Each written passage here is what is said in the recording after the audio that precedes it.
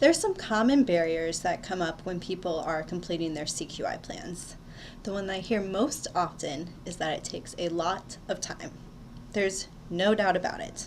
The CQI plan takes time to create, takes time to implement, takes time to reflect on.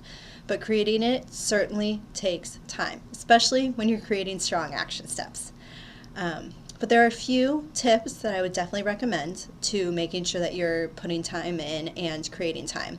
It's easy to get bogged down in the day-to-day time that it takes to run an after-school program, without a doubt. But number one, I would say, is to schedule time. Just like you schedule meetings, schedule time. Put time aside. I've worked with a program that knew that every time that they sat down to do it, they got interrupted by phone calls. They got interrupted by people coming in to talk to them saying, hey, do you have a quick second? Schedule time. Put it in your calendar like a meeting so people know that you have a closed door right now, that you are sitting down, that you are working on something. And while it might not look like you're in a meeting, you are. This is your QRIS time. You can also use this as a time to review goals, perhaps. Put it in your calendar just the same. It's your time to review your QRIS, your CQIP, whatever it might be.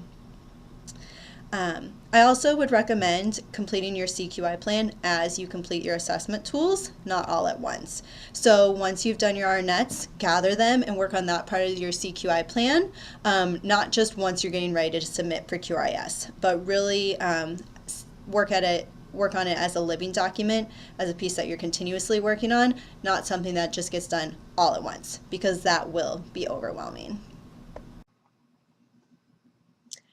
Another barrier to continuous quality improvement is that there's frequently new staff, and turnover is often a problem in this field. It's hard to get a lot of people on board with new programs or continuous quality improvement when you're continuously training new staff. And so I encourage you during a new staff's orientation to just teach them that continuous quality improvement is a part of your program and a part of your management style. That just simply saying, you know, here at this program, we continuously look inward and look at our program and think about, what do we want to improve upon? If you see something that you think, hey, I think we could look at this in a little different way, let me know. So that they walk into the program knowing that things are not set in stone, that we're always looking for those little ways that we can improve, those little moments that we can change, those learning moments that we see every day, right? You can also even present them with the CQI plan, even if it's just saying, here's one area just so you know that we're working to improve on as a group right now. And if you're discussing it at staff meetings, weekly staff meetings, then they'll be pulled on board very quickly to learn about some of the goals that you're working on and key areas that you're working to improve.